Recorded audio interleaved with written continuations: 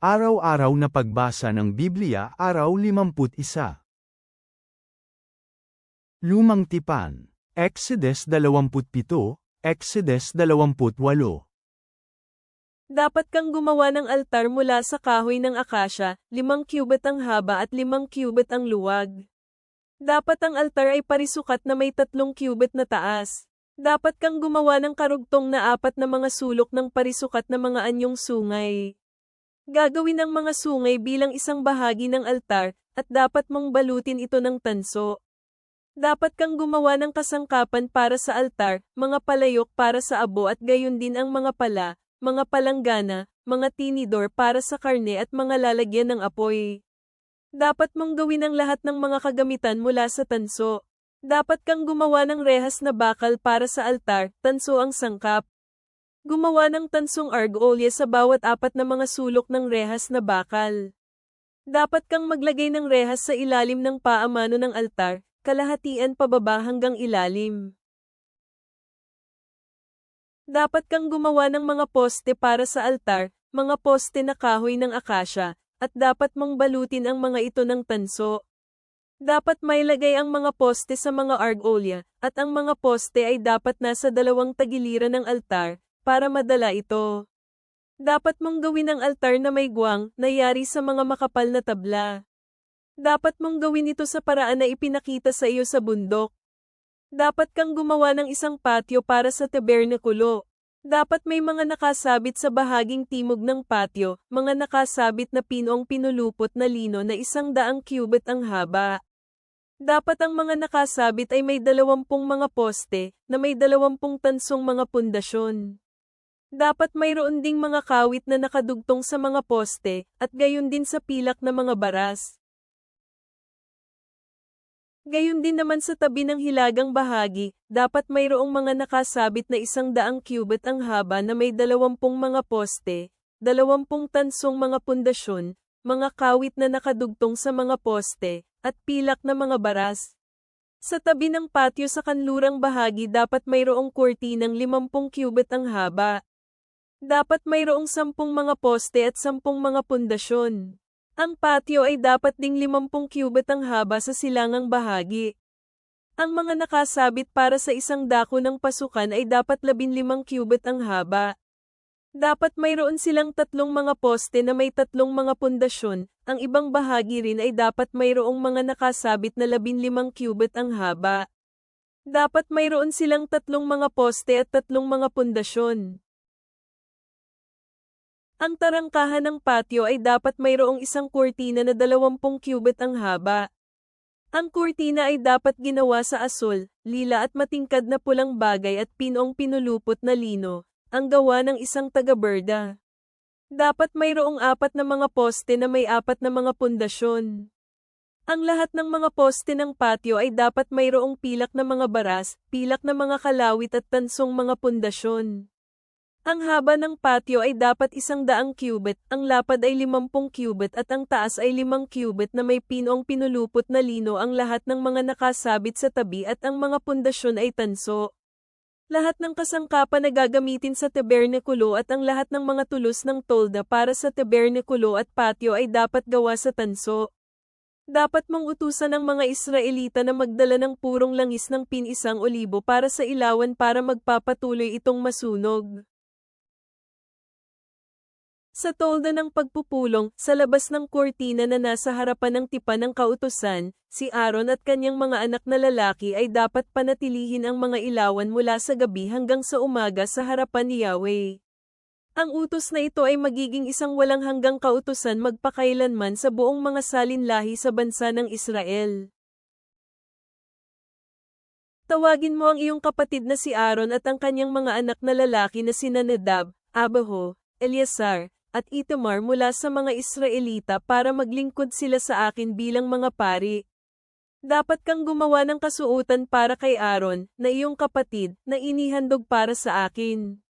Ang kasuotang ito ay magiging kanyang karangalan at kagandahan.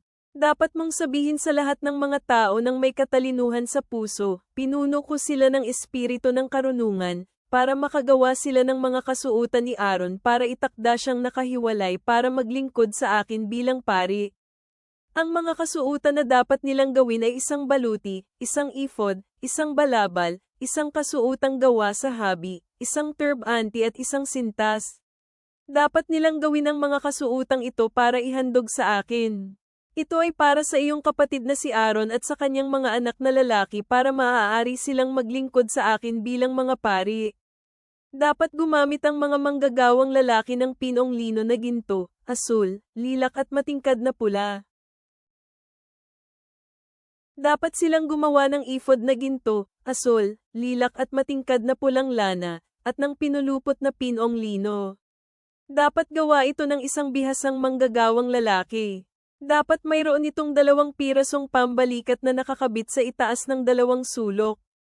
Ang makinis na habing sinturon ay dapat kagaya ng ephod, dapat gawa ito sa isang piraso kasama ng ephod, na gawa sa nakapilipit na pinong lino na ginto, asul, lilak, at matingkad na pula. Dapat kang kumuha ng 2 batong onyx at iukit dito ang mga pangalan ng 12 anak na lalaki ni Israel. 6 sa kanilang mga pangalan ay dapat nasa isang bato, at ang 6 na pangalan dapat ay nasa ibang bato, ayon sa kanilang kapanganakan. Sa pamamagitan ng gawa ng mang-uukit ng bato, kagaya ng pag-ukit sa isang selyo, dapat mong ipaukit ang 2 bato kasama ng mga pangalan ng 12 anak na lalaki ni Israel. Dapat mong ilagay ang mga bato sa lalagyang ginto. Dapat mong ilagay ang 2 bato sa mga pirasong pambalikat ng ephod, para maging mga bato para magpapaalala kay Yahweh sa mga anak na lalaki ni Israel. Si Aaron ang magdadala ng kanilang mga pangalan sa harap ni Yahweh sa kanyang 2 balikat bilang isang paalala sa kanya. Dapat kang gumawa ng mga lalagyang ginto at 2 mga tinirintes na kadene sa purong ginto kagaya ng mga tali, at dapat mong ikabit ang mga kadene sa mga lalagyan. Dapat kang gumawa ng isang baluti para sa paggawa ng desisyon, ang gawa ng isang bihasang manggagawang lalaki, gaya ng pagkakagawa ng ephod. Gawin ito sa ginto, sa asul, lilak, at matingkad na pulang lana, at sa pinong lino. Ito ay parisukat. Dapat mong tiklupan ng doble ang baluti. Dapat 1 dangkal ang haba at 1 dangkal ang lapad nito. Dapat mong ilagay ito sa 4 na hanay ng mahalagang mga bato. Ang unang hanay ay dapat may 1 ruby, 1 topaz, at 1 karbungko. Ang ikalawang hanay ay dapat may 1 esmeralda, 1 sapiro, at 1 diamant. Ang pangatlong hanay ay dapat may 1 hasinto, 1 agata, at 1 ametista. Ang pang-4 na hanay ay dapat may 1 berilo, 1 onyx, at 1 haspe. Dapat nakakabit ito sa mga lalagyang ginto. Dapat ang mga bato ay nakaayos ayon sa mga pangalan ng 12 anak na lalaki ni Israel, bawat pangalan na magkakasunod-sunod. Dapat katulad sila sa nakaukit ng isang selyong singsing, bawat pangalan ay tumatayo bilang isa sa mga 12 lipi. Dapat kang gumawa sa baluti ng mga kadena kagaya ng mga tali, tinirintes na gawa sa purong ginto. Dapat kang gumawa ng 2 singsing na ginto para sa baluti at kailangang ikabit ang mga ito sa 2 dulo ng baluti. Dapat mong ikabit ang 2 cade ng ginto sa 2 kanto ng baluti. Dapat ikabit mo ang kabilang dulo ng 2 cade ng tinirintes sa 2 lalagyan. Pagkatapos dapat ikabit mo ang mga ito sa 2 pambalikat sa harap ng ephod. Dapat kang gumawa ng 2 singsing na ginto, at dapat ilagay mo ang mga ito sa kabila ng 2 kanto ng baluti, sa dulo ito bago sa panloob na hangganan. Dapat kang gumawa ng 2 pang singsing na ginto, at dapat mong ikabit ito sa ilalim ng 2 pambalikat sa harap ng ephod, malapit ito sa pinagtahian sa itaas ng pinong habing sintas sa baywang ng ephod. Dapat talian ang baluti sa bawat mga singsing nito patungo sa mga singsing ng ephod sa pamamagitan ng isang asul na tali, para ito ay may kabit sa itaas lamang ng habing sinturon sa baywang ng ephod. Para hindi na matanggal ang baluti mula sa ephod. Kapag si Aaron ay papasok sa banal na lugar, dapat dalhin niya ang mga pangalan ng mga 12 anak na lalaki ni Israel sa baluti para gumawa ng mga desisyon sa kanyang puso. Magsisilbi ito bilang isang palagiang paalala kay Yahweh. Dapat ang Urim at Thummim may ilagay sa baluti para sa paggawa ng mga desisyon. Ang mga ito ay dapat nasa dibdib ni Aaron kapag siya ay pupunta sa harap ni Yahweh. Dapat palaging dala ni Aaron sa kanyang dibdib ang paggawa ng mga desisyon para sa mga Israelita sa harap ni Yahweh. Dapat kang gumawa ng balabal ng ipad na lahat ay galing sa tel ang lilak. Dapat mayroon itong isang bukasan sa gitna para sa ulo. Dapat habiin ang gilid ng bukasan paikat para hindi ito mapunit. Dapat gawa ito ng isang manghahabi. Sa dulo ng leleyan, dapat kang gumawa ng mga granada na asul, lilak, at matingkad na pulang tali sa lahat ng palibot. Mga gintong kampanilya ay dapat paikat sa pagitan nila. Dapat mayroong isang gintong kampanilya at isang granada, isang gintong kampanilya at isang granada na magkakasunod-sunod sa palibot ng leleyan ng balabal. Dapat isuot ni Aaron ang balabal kapag maglilingkod siya, para marinig ang tunog nito kapag papasok siya sa banal na lugar sa harap ni Yahweh at kapag aalis siya. Nang sa gayon, hindi siya mamamatay. Dapat kang gumawa ng plato sa purong gintong at iukit dito, katulad ng nakaukit sa isang selyo, handog kay Yahweh. Dapat mong ikabit ang plato na ito sa isang asul na tali patungo sa harap ng turbante. Dapat nasa noo ito ni Aaron, dapat palaging siyang magdadala ng anumang pagkakasala na nakakabit sa pag-aalay ng banal na mga regalo ng mga Israelita na handog kay Yahweh. Dapat ang turbante ay palaging nasa noo niya para tanggapin ni Yahweh ang kanilang mga regalo. Dapat kang gumawa ng kasuotang gawa sa pinong lino, at dapat kang gumawa ng isang turbante na pinong lino. Dapat ka ring gumawa ng isang sintas na gawa ng isang taga-berda. Para sa mga anak na lalaki ni Aaron gumawa ka ng mga kasuutan, mga sintas, at mga bandana, para sa kanilang karangalan at kagandahan. Dapat mong damitan si Aaron na iyong kapatid, at ang kanyang mga anak na lalaki na kasama niya. Dapat mo silang buhusan ng langis, italaga sila, at ihandog sila sa akin, para maglingkod sila sa akin bilang mga pari. Dapat mo silang aygawan ng mga linong sa lawal para matakpan ang kanilang mga pribadong parte, sa lawal para takpan sila mula sa baywang hanggang sa mga hita. Dapat isuot ito ni Aaron at ng kanyang mga anak na lalaki kapag papasok sila sa tolda ng pagpupulong o kapag lalapit sila sa altar para maglingkod sa banal na lugar. Dapat nila itong gawin para hindi sila magdala ng pagkakasala at mamatay. Mananatili itong isang alituntunin para kay Aaron at sa kanyang mga kaapo-apuhan kasunod niya. Bagong tipan. Mark 21 minuto pasado alas 5:43, Mark 6:1-6. At nang si Jesus ay muling tumawid sa kabilang dako, maraming mga tao ang pumalibot sa kanya sa bangka, sapagkat siya ay nasa tabing dagat. At isa sa mga pinuno ng sinagoga na nagngangalang Jairo ang dumating, at nang makita niya si Jesus, nagpatira pa siya sa kanyang paanan. Nagmakaawa siya ng paulit-ulit na nagsasabi, ang aking anak na babae ay malapit ng mamatay. Nakikiusap ako sa iyo, halika ka at aipatong ang iyong mga kamay sa kanya upang siya ay gumaling at mabuhay. Kaya sumama siya sa kanya at sumunod sa kanya ang napakaraming tao at sila ay nag-uumpukan sa palibot niya. Ngayon, mayroong isang babae na walang tigil na dinudugo sa loob ng 12 taon. Dumanas siya ng maraming hirap sa ilalim ng mga manggagamot at naubos na niya ang lahat ng mayroon siya. Ngunit walang nakatulong sa kanya, sa halip ay lalo pang lumala. Narinig niya ang mga balita tungkol kay Jesus. Kaya pumunta siya sa kanyang likuran habang siya ay naglalakad sa gitna ng maraming tao, at hinawakan niya ang kanyang balabal. Sapagkat iniisip niya, kung mahawakan ko man lang kahit ang kanyang damit, ako ay gagaling. Nang mahawakan niya siya, tumigil ang pagdurugo, at naramdaman niya sa kanyang katawan na siya ay gumaling na sa kanyang paghihirap. At agad napansin ni Jesus na may lumabas na kapangyarihan mula sa kanya. At lumingon siya sa mga tao at nagtanong, sino ang humawak sa aking damit?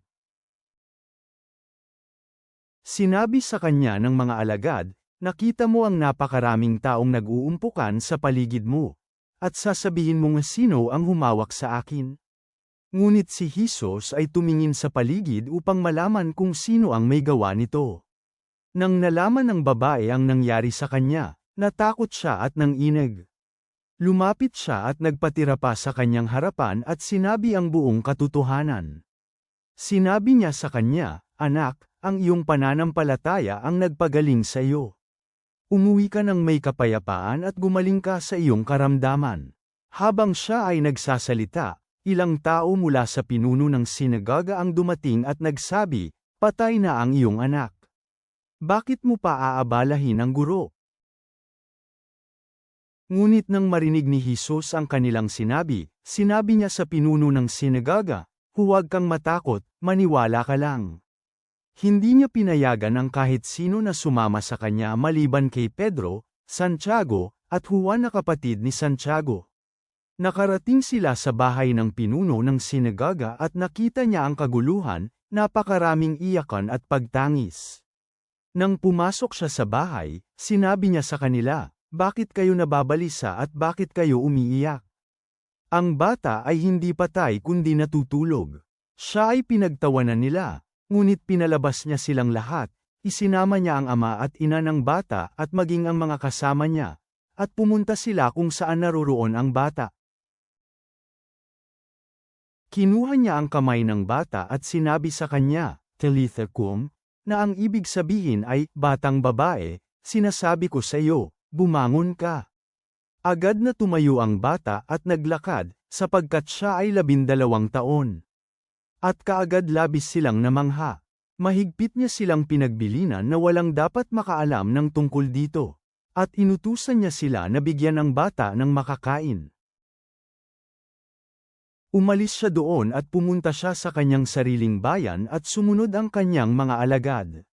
Nang dumating ang araw ng pamamahinga, nagturo siya sa sinagoga. Maraming tao ang nakarinig sa kanya at namangha sila. Sinabi nila, "Saan niya nakuha ang mga katuroang ito? Ano itong karunungan na naibigay sa kanya? Ano itong mga himala na nagagawa niya sa pamamagitan ng kanyang mga kamay? Hindi ba ito ang karpintero, ang anak ni Maria, at kapatid ni Santiago, Jose, Judas at Simon? Hindi ba't kasama natin ang kanyang mga kapatid na babae dito?" At sumama ang kanilang loob kay Jesus. At sinabi ni Jesus sa kanila, "Ang isang propeta ay hindi nawawala ng parangal, maliban sa kanyang sariling bayan at sa kanyang mga kamag-anak at sa kanyang sariling sambahayan. Hindi siya makagawa ng kahit na anong makapangyarihang gawain, maliban lamang sa pagpatong ng kanyang mga kamay sa ilang may sakit at pagalingin sila." Ikinamangha niya ang kanilang kawalan ng pananampalataya, at naglibot siyang nagtuturo sa mga nayon. Mga awit, Psalm 24 is the 1-10. Ang buong lupain ay kay Yahweh, ang daigdig at ang lahat ng naninirahan dito. Dahil itinatag niya ito sa mga karagatan at itinaguyod sa mga ilog. Sino ang aakyat sa bundok ni Yahweh? Sino ang tatayo sa kanyang banal na lugar? Siya na may malinis na mga kamay at dalisay na puso, siyang hindi nagtatanghal ng mga kasinungalingan, at hindi nanunumpa para lang manlinlang. Makatatanggap siya ng pagpapala mula kay Yahweh at katuwiran mula sa Diyos ng kanyang kaligtasan. Iyan ang salinlahi ng mga naghahanap sa kanya, sila na humahanap sa mukha ng Diyos ni Jacob.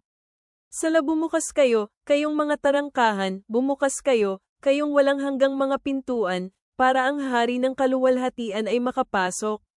Sino ang hari ng kaluwalhatian? Si Yahweh, ang malakas at makapangyarihan, si Yahweh, ang makapangyarihan sa digmaan. Bumukas kayo, kayong mga tarangkahan, bumukas kayo, kayong walang hanggang mga pintuan, para ang hari ng kaluwalhatian ay makapasok. Sino ang hari ng kaluwalhatian? Si Yahweh ng mga hukbo, siya ang hari ng kaluwalhatian. Selah.